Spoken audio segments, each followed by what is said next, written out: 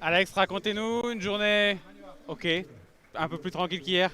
Ouais, comme on a dit ce matin, un peu plus calme, moins de stress et l'équipe a encore fait un super travail à la fin pour me placer, donc tout s'est bien passé. Et comment vous vous sentez avant d'aborder les trois grosses étapes de ce Tour Vernonal, pardon? Un peu fatigué, les jambes sont un peu dures, c'est pas les meilleures sensations que j'ai eues ces journées, mais je pense que ça m'aura fait aussi un petit peu récupérer aujourd'hui, c'était pas très très dur.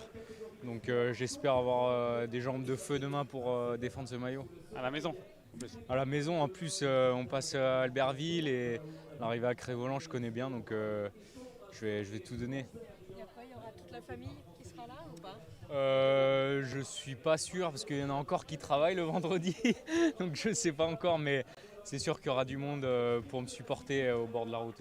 Ouais, si vous allez essayer de défendre la tunique, il y a 12 secondes avec Kevin.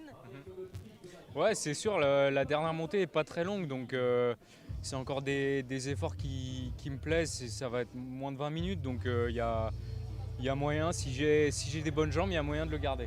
Pour vous, la bataille pour les générales peut commencer dès demain ou des Sexas, des Vauclins, on va les attendre plutôt ce week-end?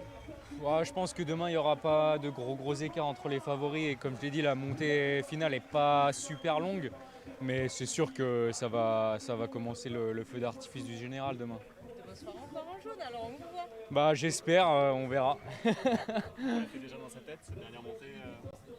Ouais, bah je la connais bien. C'est pas très long, mais c'est quand même tout droit et assez raide pendant un moment.